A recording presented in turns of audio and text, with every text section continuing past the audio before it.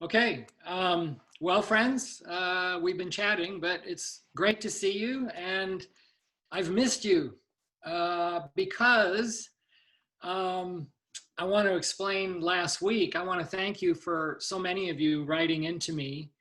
Harold Sensei was being very diplomatic and just kind of cryptically said last week, oh, Shaner Sensei's here, but his screen is blacked out and he won't be speaking because he had a procedure.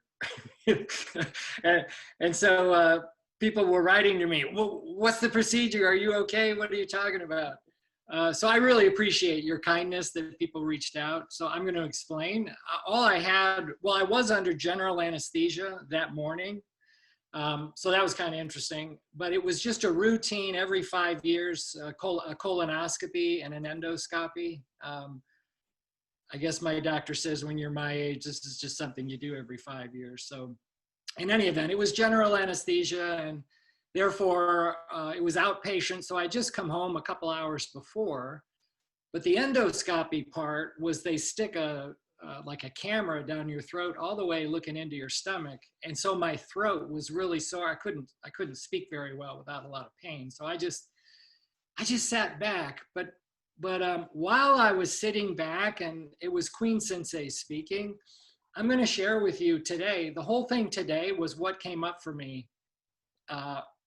You know, I'm admitting that all this other stuff came up for me. You'd think I could be like in a completely focused manner and just focus on Queen Sensei and his talk. But actually, all this other stuff was going on in my head that I'm going to share with you today. Just being completely open and honest, I thought it was kind of interesting. And it's maybe nothing that you haven't heard before, but I'm going to try to package it in a way that might be interesting to you. So anytime, I don't know what you guys think, but anytime I know I'm going under general anesthesia, it was probably some weird childhood thing, but I remember one of my mother's friends, what was it? Anyway, it was a simple like routine surgery that required general anesthesia, but like she never woke up, right? That there's always some risk. So anyway, being mindful of that, I thought to myself, you know, you go in and you go, well, you know, I hope I'm going to make everything right with everything and everybody and just, you know, be calm. But while I was listening, I kind of became all we really have, you guys know this, but look, what do we have? Nothing but the precious present moment. That's it. That's all we have is the precious moment right now. And everything that we truly need, connection, happiness, it's all right there. If, as I've said many times, if you just get out of your own way. And sometimes you get out of your own way enough and it can become, you know, it's really moving. And I want to try to share kind of what that different ways of sharing. What is that moving feeling that where you're just feeling really, really solidly connected? So in that precious moment of just seeing you guys like I'm right now, gallery view, right? And recognizing what we're doing and recognizing I've got decades experience with all but one of the speakers. And by the way, this was part of like the tears of joy coming to me. This is the 20th session since we started doing these things in the pandemic. And over this time, 12 different people besides me, so I guess if I do the math, I've done 8 of these, and 12 other people. The majority have been other people, my students. And most of them, I'm just gonna go down the list. Terry Sensei, over 20 years, 30 years. Ileana Sensei, 25 years. Freiling Sensei, over 30 years. Atarian Sensei, I think he's been training like 8 years. So that's the youngest. Then Harold Sensei, like 35 years. Stone Sensei, same. Orwat Sensei was not my direct student, but Orwat Sensei, I'm looking at you, you know, you've been training forever, just like me. And I go down the list. Dan Atwater, Gardner Sensei, Popoli Sensei, all these people. And I'm thinking, you know, when there's a lot more that haven't spoken, But all these people are teaching so masterfully and sharing decades of experience, of knowledge, of really valuable information. I think it's really valuable. And they weren't always teachers. You know, I remember, you know, Terry Sensei, Freiling Sensei, Patton Sensei, when they were 18-year-old like freshmen at the university, just they were kids. And now I'm like, wow. You know, when I thought about it, then I reflected, here's one. I just said all these years, and I'm just being grateful for this sustained connection with all these people. It makes my life really, really, I mean, it's tremendous. It is the highlight of my life. And when I think of this, like 35 years worth, over 30 years, in some cases longer, and I'm thinking, you know what? Toi Sensei only knew O Sensei for 29 years.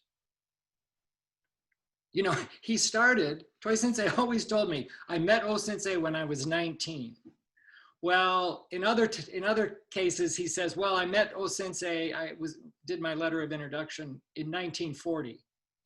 Well, I'm just being like fastidious here, but if Toi Sensei was truly 19, as he said, maybe he was 20, but he told me so many times I was 19, but he always said it was 1940. So that means he must have met O Sensei between January 1st and January 19th, 1940, because otherwise he would have turned 20. So anyway, just my brain works in weird ways, but the point is it was only 29 years. And I'm thinking these other people who have been a part of my life and a part of all of our lives, it's just a treasure. Okay, so what came to me is Toi Sensei, and I thought to myself, how is this possible?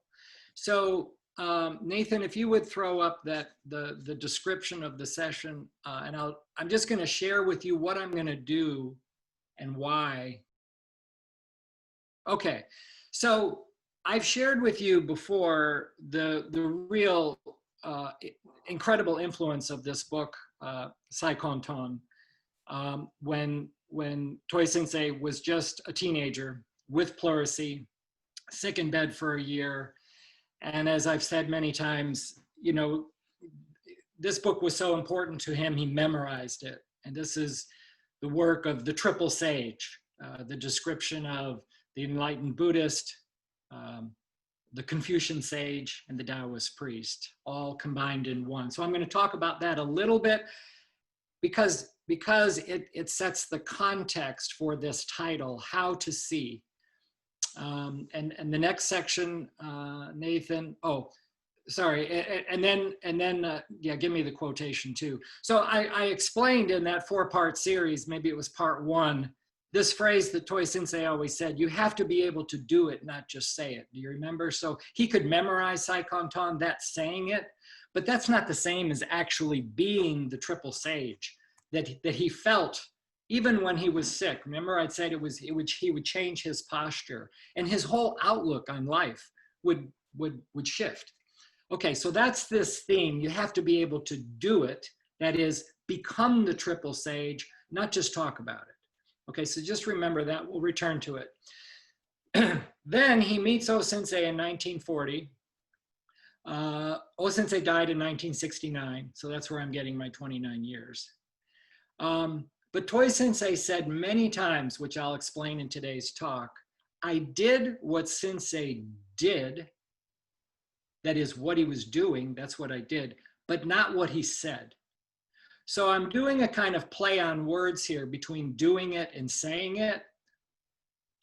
Didn't mean to be clever, these are Toi Sensei's words, but I think I'm gonna go through and try to explain in some detail, what did he mean when he said, I did what Sensei did, not what Sensei said. And just so I don't forget, I'm gonna tie it to this title. Toi Sensei had to teach himself how to see because he couldn't rely on O Sensei's words because O Sensei never described how he was doing what he was doing. So this whole notion of learning how to see to be a teacher, this is something that also that Toi Sensei discovered and specifically passed on to his senior students. So this leads to the next period in Toi Sensei's life, where he founded the Ki Society. So he actually founded Kino Kenkyukai in 1971, while still serving as chief instructor of Aikikai, which he did for 20 years.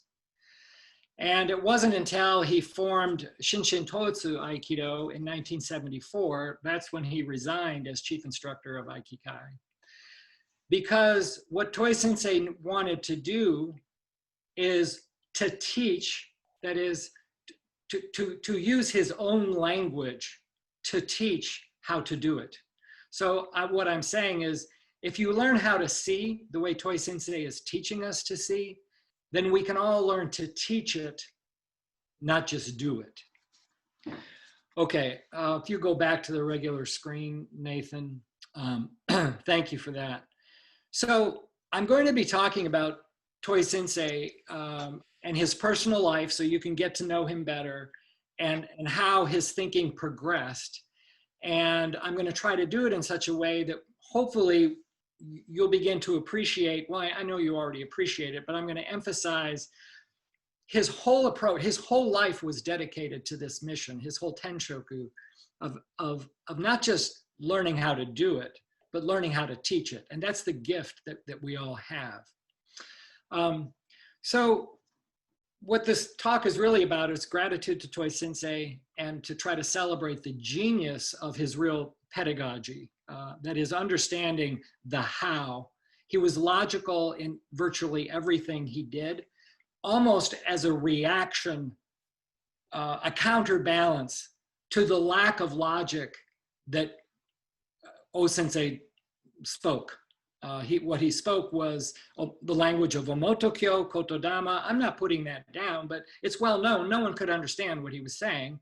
And O Sensei also said, I have this gift. The universe has given me this gift, implying that he was unique. And because of that, he prayed day and night in his own way, thinking that he was being grateful for this gift. But this gift, Toi Sensei thought, going all the way back to Saikon Ton, was a gift for everybody, if you could just learn to see and do. So anyway, this was Toi Sensei's life. So for me, and this is just my own personal relationship with Toi Sensei, but I've shared it with you in some detail, we would talk about this pedagogy in the language of our daily life is this third order body-mind awareness with all this, complexity, monkey mind. And then there's the training that allows us to have a singular focus, which is second order experience, which we've discussed in depth at other times.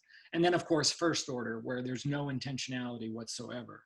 Well, I'm reminded of that because Toi Sensei has given us teachings that we can know are true, not because somebody said it, not because some senior person, even Toi Sensei, said it, and not because it's written in a sacred book.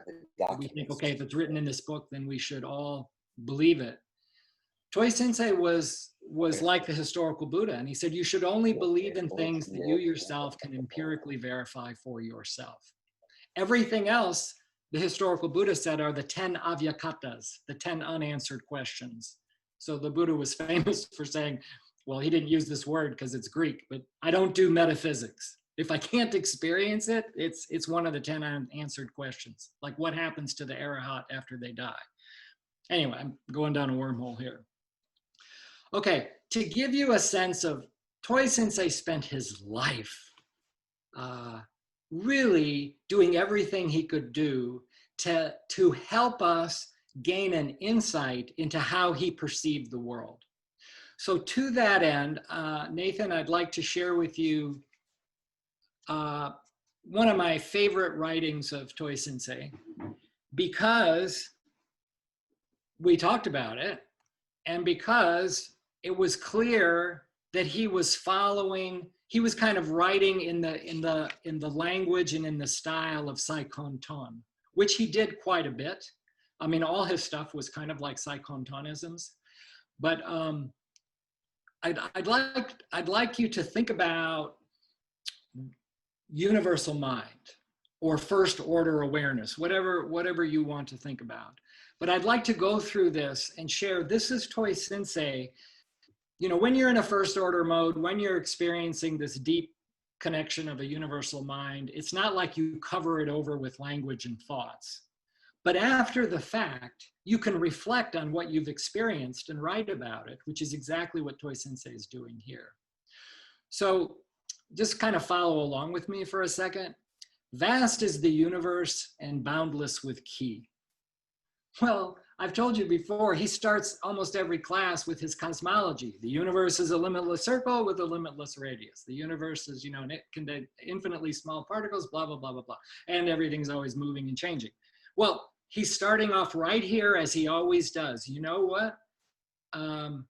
This is boundless. We're surrounded by this infinite connection if you just allow yourself to feel it. What superb vitality it contains. Spinning the heavenly bodies, ruling the earth. So we're traveling fast in circles and traveling fast around the sun, but we don't feel it. But Toi Sensei is feeling it, and you can. Moistening the mountains with streams through the 4 seasons. That's just, you know, he'd talk about ki iteru. That is to be alive, to feel this aliveness with the universe, which is just you can't describe it. But he's obviously trying to write about it. And then he says, like the shokushu of the treasure of ki testing, where he's talking about without color, odor, or form, mystery to our forebearers, who thought it to be beyond the grasp of man. He is talking specifically about the worldview of Sai Konton. He's saying that, you know, how do we actually learn to become this triple sage? He's saying no one else in history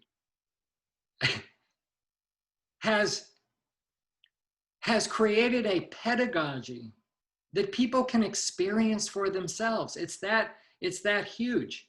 And he's leading up to this, to admit what I think he thinks is his place in history.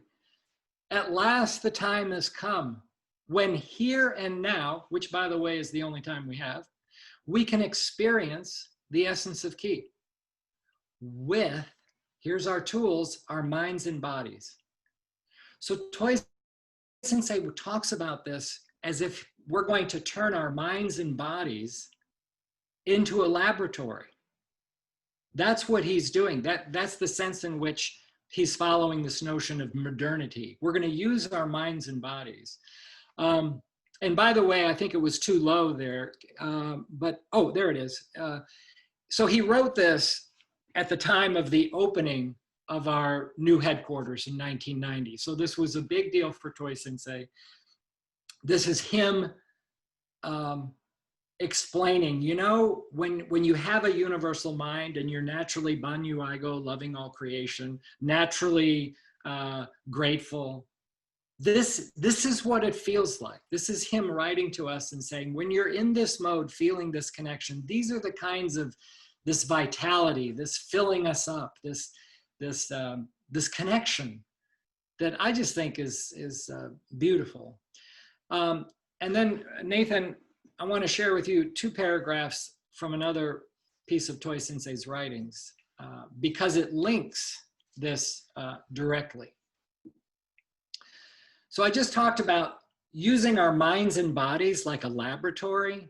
That's what he's doing when we teach a person the beginning ki test, right?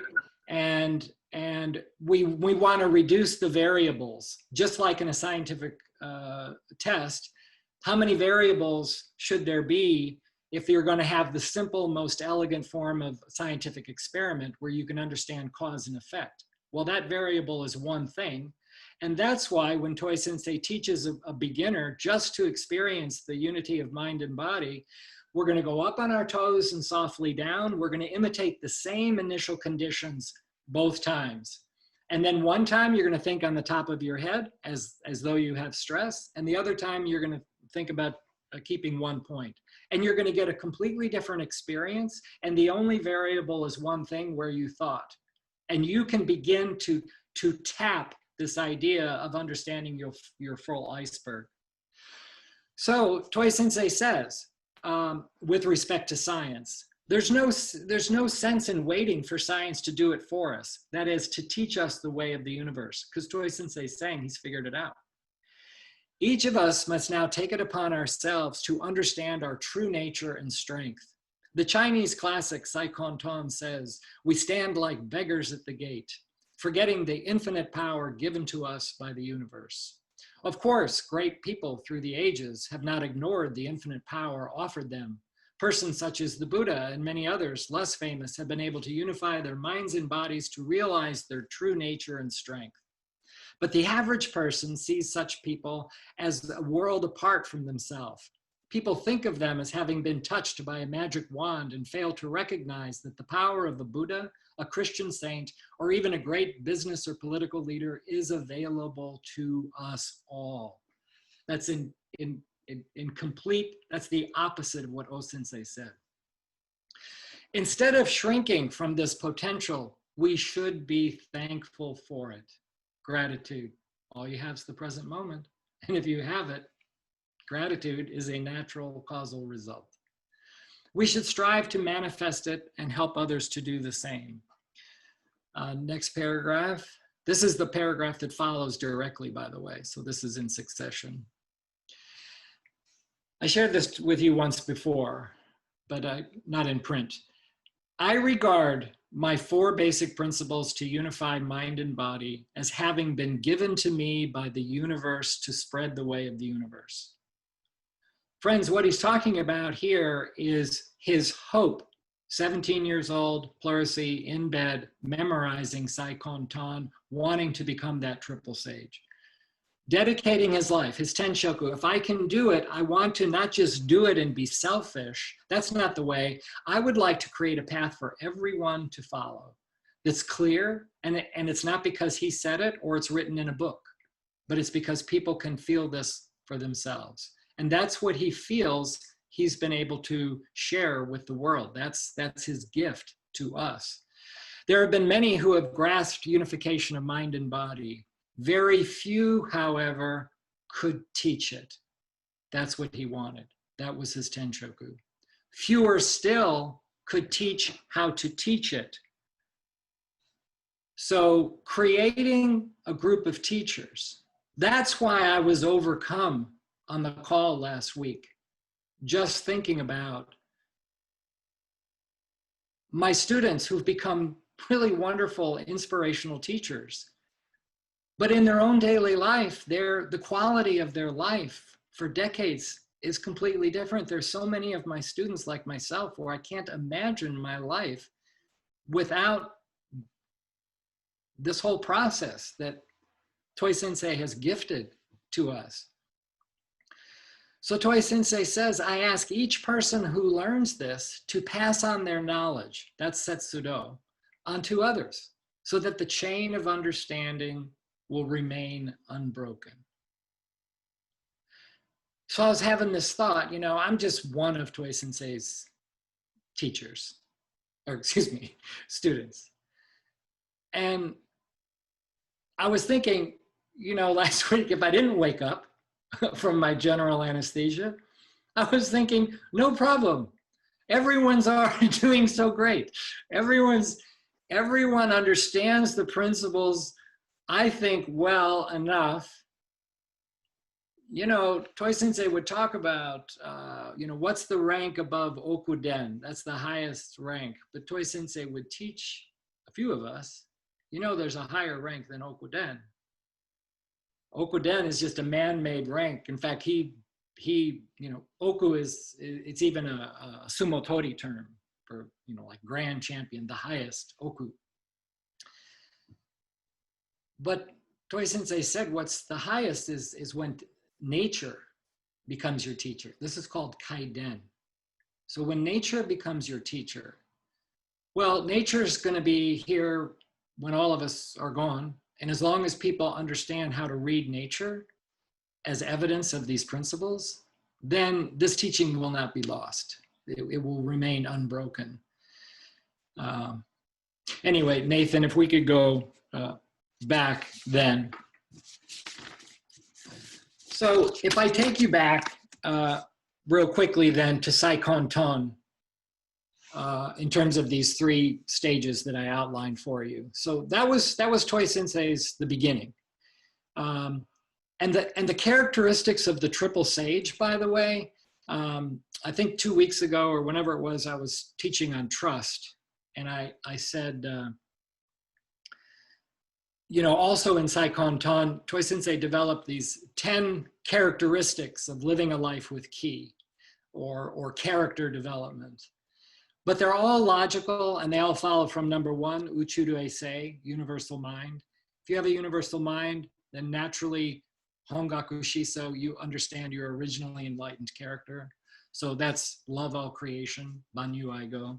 And then comes gratitude, then comes Intoku. It's a logical connection. But the point of these characteristics are all ideals of the triple sage. In other words, Toi Sensei is getting this and putting it together based on his own experience.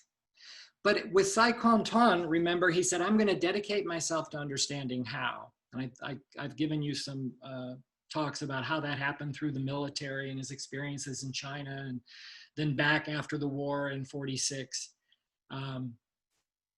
But Toi Sensei didn't stop, because remember that Tenshoku from the beginning was always, I want to learn how to teach others clearly and effectively.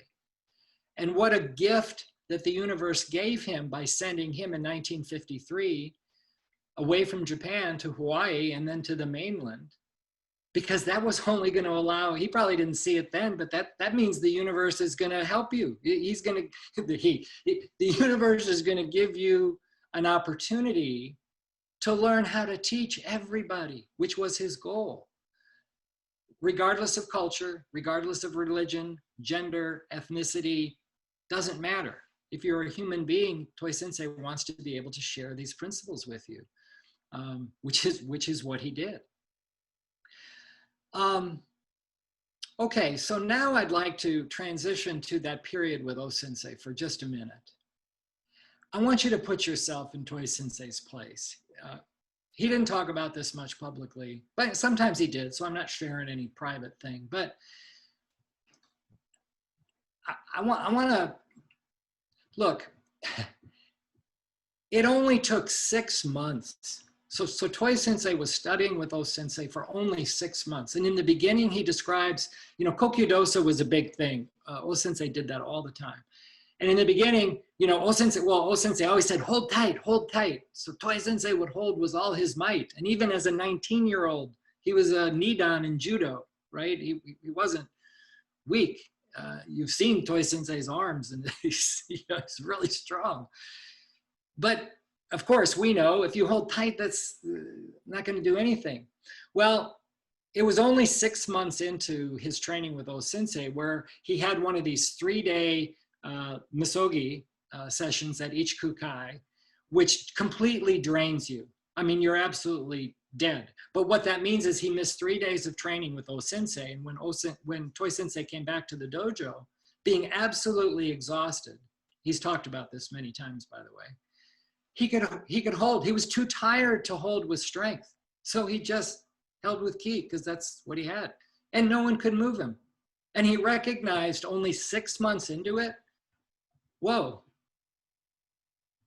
this is huge. So he stumbled on that accidentally, and then he started examining it as he had been doing since his Saigon Ton days, and recognized, you know what? O Sensei always asks us to hold tight, but O Sensei is totally relaxed, always with an incredible posture. He was always talking about O Sensei's posture. And of course, he talks to us about posture all the time. This was really critical. But I want you to think, that was only 6 months into it. So in 1952, Toi Sensei is promoted to 8th Dan and made chief instructor of all Aikikai. He's only 32 years old, okay? And in 1953, he goes to Hawaii. Okay, take it all the way up to O Sensei's death in 1969. Toi Sensei has put Aikido on the map worldwide. When he started with O-sensei, you know, there were only a couple of students. So the whole time, for those, 20 years as chief instructor of Aikikai, Toi Sensei was free to speak how to teach it. And he was gradually developing the language of the 4 basic principles, key testing. Remember, he was doing all that in Hawaii and in Japan. And it got to the point in 1971 that Toi Sensei's students were one kind of class of students in the Aikikai dojo, and they're all learning from what Toi Sensei is teaching them about relaxation. And so even if you're a young, shodan or mudansha, it's kind of like creating ripples in the forest when the mudansha are holding senior senseis because they're just doing what Toi Sensei asked them to do. It was becoming really problematic. So that's when Toi Sensei in 1971, they said, would you please not teach your style of teaching here at Aikikai? That's when he went to the Olympic Center in 1971 and started officially Kino Kenkyukai, where he promised he would only teach these key principles outside Aikikai headquarters.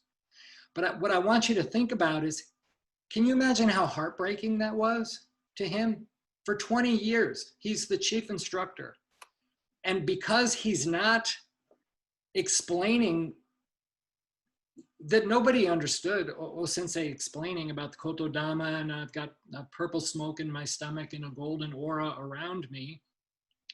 That's not going to work in Honolulu with the police department, And so I really, it's kind of like Toi Sensei believed that, you know what, I dedicated myself to my teacher, to this art, grew Aikido, but if you're not going to let me teach, in other words, to say and teach the way I think I can say and teach, where everyone in the world can understand this, you've pushed me to a point where I have no choice. So he made sure that Kishimura Ueshiba Sensei, his brother-in-law, was well taken care of. And he moved on. But now imagine this, he's 54 years old and starting over. Shinshin Totsu Aikido, 54 years old, knew his teacher for 29 years, was chief instructor of Aikikai worldwide for 20, and now it's like, okay, but now he's free. Now he can be himself. Now he can fulfill an earlier mission that was a Saigon Tone thing. I want to teach the world to become a triple sage because it's possible. I forgot where I was, but that's okay. I got on a roll there.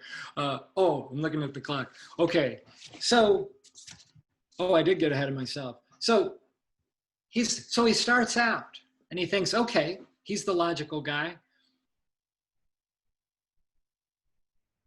How should I explain what I'm doing? Okay, we're going to write key sayings, the shokushu.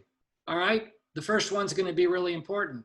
And just a couple weeks ago, I explained the first sentence of the first one. Let us have a universal mind or universal spirit that loves and protects all creation, Banyu Aigo, and helps all things grow and develop, like the Eastern Ki Federation, like all of Kino Kenkyukai. Let's grow and develop together. So if it's all in the first sentence, universal mind, Banyu Aigo, and grow and develop together, he's saying, this is the base. I'm going to be teaching about universal mind, because when you really grasp it, which is like a first order sedimented experience, when that becomes the base of your life, all those other characteristics that we find so valuable in toku, gratitude, jigen anyo, shinryo meisatsu, think deep and judge well, all these characteristics are just following logically from this idea of, can you cultivate a universal mind? And when you do, it sounds like that poem in praise of the key of the universe that I just read to you. So you begin with that premise, and he's thinking, okay, I want to write the shokushu so I can get everyone on the same page, really understand the core of my teaching. But then it comes to this. I want to teach people how to teach it, not just do it. So there's my third kind of play on words, although this is what he said. So in the beginning, you must be able to do it, not just say it, from Sai Kon Tong. And so he taught that in key class all the time. You have to be able to do these key exercises and demonstrate. If you're the teacher, you have to be able to do it. You can't just talk about it and not give the actual experience to your students. Let them resist all they want and just follow key principles. It's simple. You know, don't make it difficult. And that's his genius. But notice, I guess the point that I want to share, imagine the gap of 29 years with O Sensei, and still by the administration of Aikikai, senior people in Aikikai, who said, we don't think you should be teaching this way because O Sensei never talked like this. Well, Toi Sensei is like, well, do you want me to be me or somebody else? So I think he was being really authentic and brave and sincere and true to his mission. And it makes total sense to me. How could you possibly continue if you weren't allowed to teach the way you think you should teach, to really share these principles sincerely, authentically, because there's nothing more important to Toi Sensei in this whole world. So if you listen to the power of the principles, Toi Sensei is always teaching in a principle-based way. If you follow those principles, you will gradually learn what he says how to see. How to see what? You'll begin to see people's daily life activities, conversation, and your own life. You hold it up to yourself as well. And you'll see that if you follow the principles, the tactics are endless. The particulars of how to get to a certain place are infinite. But the principles are what they are. Toi Sensei used to say, right is right, wrong is wrong. And he was just absolutely uncompromising, as he should be. And so that's why, you know, in the beginning, there was just Shokyu, Chukyu, Jokyu. That was it. Jokyu was the highest, right? Then he had to evolve because his students were getting better. So he needed to create more difficult tests, more deeper training. So then we had Shoden, Chuden, Joden, Okuden, Kaiden. All of that was not in the beginning of Kino Kenkyu Kai. Toi Sensei, I think his students stretched him. You know, the students became better and the teacher had to evolve. He was a person, he was developing his whole life. Or how about the logic that I've shared so many times? Fifth cue. What is he? How do you see? What are you looking for in fifth cue that's different from fourth cue, third cue, Nikyu, EQ, Shodan? Toi Sensei has it all scripted out, what to see, so that it's very clear. And I try to share this to the best of my ability. The Key Society is unique, I believe. And this hit me also last week in my whatever that state was. We don't have, in the Key Society, I don't look at it like that we have students and then we have teachers. The way I look at it, if I'm doing like a public seminar, and people are walking on the mat for the first time, I'm looking at those people and saying, which one of these people might be a head instructor one day? Or which one of these people might replace me? The idea is from day one, we're training people to be teachers because we're training people to become aware and to understand actually what's going on. We try to be very clear with our pedagogy so that people have a deeper level of understanding, even if they're just the first day, 30 minutes, and you learn how to keep one point and extend key. That can be transformational if it's not just a memorable experience, but if you can explain the why and the how and what's really going on, And that they, just by the power of their own thought, they learn how to change their state and grasp a kind of using the power of your whole iceberg together that they never thought was possible. In 30 minutes, you realize, oh my God, I've been living my life with my emergency brake on. And this person just taught me something that I experienced for myself right here, right now, in this present moment. And then you just put an exclamation point and say, remember that, because you can do this all day, all the time. And you know, this is, well, I'm smiling because so many old timers, maybe like myself, will relate to this. But when Toi Sensei would teach a seminar, if there was one new person, one new person, you know, we could be training throughout the day, you know, taigis and weapons and kumitachi and all this fun stuff, and we're flying around and then one person shows up. Toi Sensei is going to stop everything. And what's he going to do? Who knows? Raise your hand if you know what he's going to do. 1 point. Yeah, okay, Marion, you got it right. Yep, see the hands going up. He's going to teach that brand new person the 4 basic principles. And the rest of us thinking, oh, we're like high flying, you know, Aikidoka, you know, and why is Toi Sensei stopping all the time? Why are we starting over all the time? We want to do that fun stuff. We want to fly around some more, you know, but that was just our hard-headed thinking. Toi Sensei, without fail, would take that person and teach the 4 basic principles. And we were going, oh, why'd that person show up? Like, we were so backwards in our thinking. Because not only, there are 2 reasons why Toi Sensei did this. Number 1 is because you're short-suiting that person a potential life-changing experience. They're walking in, they can observe all this stuff. They're not going to understand it. It looks like people are flying around and they're not going to understand that. But, you know, it doesn't look real. But if that person walks in and goes, oh, they get a kigatsuku, a gee whiz, aha moment. And guess what else, what Toi Sensei was doing? And this goes to the title of my talk today. Toi Sensei was forcing us to see, to watch again and again and again, because Toi Sensei had a scientific way of reducing the variables, making the variable only how you think, whether he's teaching keep 1 point, relax completely, keep weight underside. He's doing it the same way by telling people the power of redirecting their mind and the kind of results that they can do.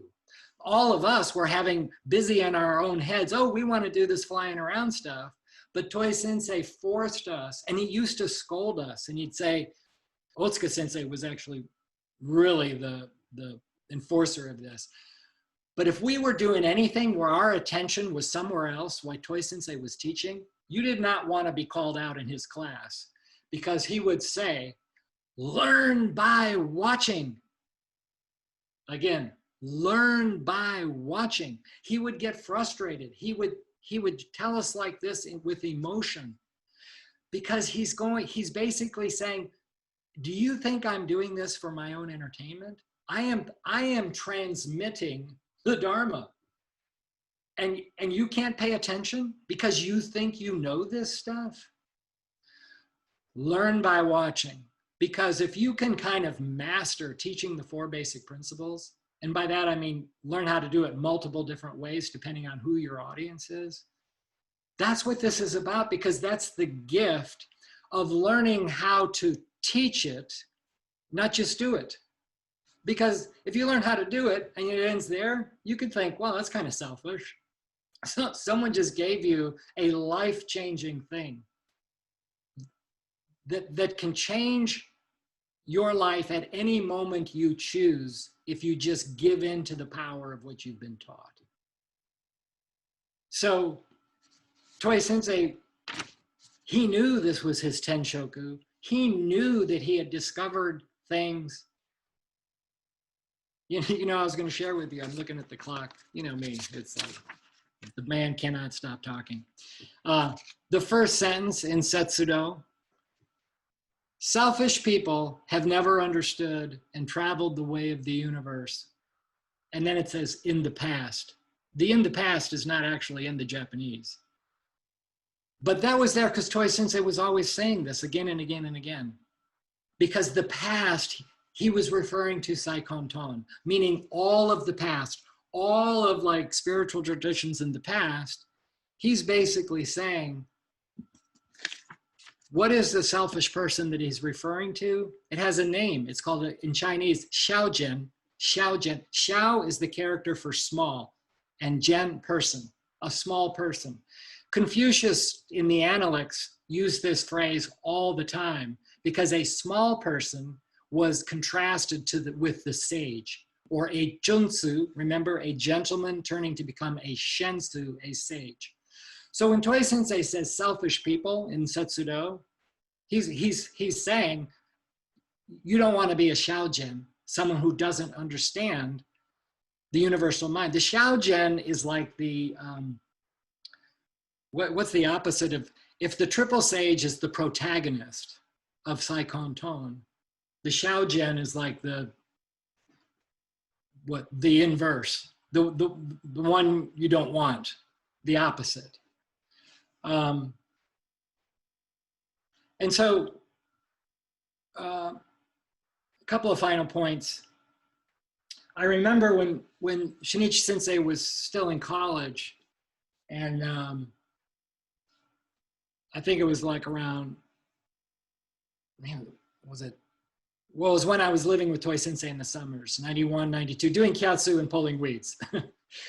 And Toi Sensei in the Shokushu, he always said, what you learn today or what you've experienced today, you can share with someone tomorrow. So you don't have to be Yudansha, you don't have to be a black belt. You just have to learn it well, understand what you did, and just share it. Because Toi Sensei just wants to share it with the world. That's Setsudo. And Shinichi Sensei came back and he reported, you know, I learned in class, in this education class, that research says, if you review something that you have learned, if you review it and teach it to someone else within 24 hours of you learning it, your retention goes up a whopping 80%. 80%. This was like, you know, education research on, I guess, memory and studying and that kind of stuff. So I'll say it again. Shinichi Sensei comes back and reports to his dad. He's like, hey, Dad, remember how what you learned today, you can teach another the next day? Well, that's a really good idea, because today I learned that if you do that within 24 hours, 80% of your retention is better. So Toi Sensei goes, that's right. You know, like he knows. Like, anyway, so I say that because at the end of class, you know, sometimes we take, okay, well, let's take 5 minutes, 2 minutes. Turn to the person sitting next to you and share what you got out of this class. You know, we could probably do that with like breakout rooms on calls too, because that's also teaching people how to teach. That is just giving them an opportunity to share. Because when you teach, like at the end of class, and you turn to your neighbor and you say what you got out of the class, it could be that you heard with different ears and the other person didn't get that at all. And it could be that the thing that they got the most out of the class is what you said you got out of it and they didn't even know it. But they're also learning how to receive your gift. You know, giving and receiving is the same. So it's not just teach because you're teaching. When you share, you're learning how to receive. Did you know the universe is teaching you all the time? This is what Toi Sensei, that's why setsu, why did he choose the word setsu? I'm asking you guys to remember too much, but a couple of classes ago, I was telling you about this notion of hongaku shiso. So Hoshin Seppo, Hoshin Seppo. Hoshin Seppo is a Buddhist concept of like universal mind. But I explained it as, I said you had to go back to the Sanskrit. The Dharmakaya, the universe itself, the body of truth, which is the universe, expounds or teaches or preaches the Dharma. So what that means is if all things in this world are interconnected, then any particular thing that you can notice has the potential of teaching you the whole. It's like everything is a microcosm of the macrocosm. And so in Japanese, this is called hoben. The sound of a wave, the chirping of a bird can become a means or an expedient to awaken you, to help you to understand what would be a first order experience. Or a monji, something can be an expressive symbol. Well, that word, hoshin seppo, that's from setsu, from which we get setsudo. If you pull back all these layers, and again, this is only interesting if you're interested in this kind of stuff. It's not going to change your training any, but I'll just share it with you. What this means is that all of us, as originally enlightened beings, Hongaku Shiso, right? The universe, your mind and body is already one, right? You don't have to think about your heart beating, all that stuff that we've talked about. So just be grateful. Just treasure the present moment. Feel that gratitude at every moment. Because you are a Dharma too. You, if you know the teachings, then you can be a light unto themselves too. You can be a bright light for somebody else. Because you're teaching them in ways that appeals to their own experience. You're like, this is a beautiful thing for me. It's like, because I'm not comfortable with kind of like preaching like proselytizing. But if someone asks, what is that Aikido thing you do? Or what is that key stuff that you're always talking about or that you write about? You just got an invitation where you can create a laboratory where their mind and their body is the laboratory. So they're going to believe it because you're going to coach them into experiencing their true potential. And that's huge. So I've talked for almost an hour, and I always try to keep it to an hour. And you guys need to write to me and say, David, here's my advice to you so you have shorter talks, so that we can have questions and things. I'm the only one who would do that, and I'm not encouraged to do that, by the way. Yeah, probably. Well, you know, to let you know, this has happened my whole life. My mother used to tell me things like, David, you're talking to hear yourself talk. Like when I was a little kid. David, you're talking to hear yourself talk. And I'm thinking to myself, now, you know what? I haven't changed a bit. Well, what I like talking about is the teaching. So what I want to share with you is while I feel gifted to have shared so much of my life, and Toi Sensei has shared so much of himself with me, I do feel it's a real joy to share his thought process. But I'd really like to end and say, it's about the teachings. It's not about Toi Sensei. Toi Sensei was a genius, I believe. He actually set out to teach people what is this triple sage? What does it mean to be one with the universe? And to do it in a non-mystical way that doesn't require culture, gender, that it's written in a sacred book. The sacred book is your own experience.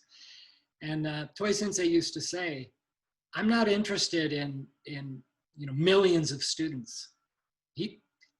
I'm sure he told other people. He told me many times. He says, if I die and there's 10 students, if I've trained 10 students or 8 that actually understand what I'm saying, he said he'd be happy. Because without that 8 or 1,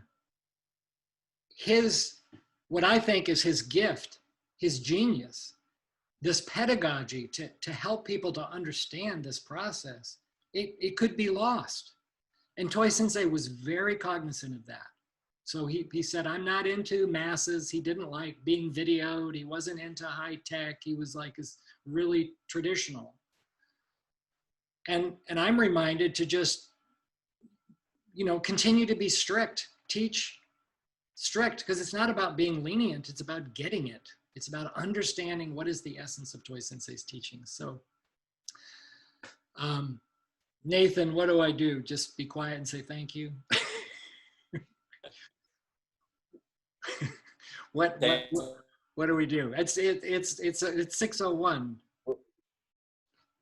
Yeah. I think that's time. But but thank you so much, Sensei.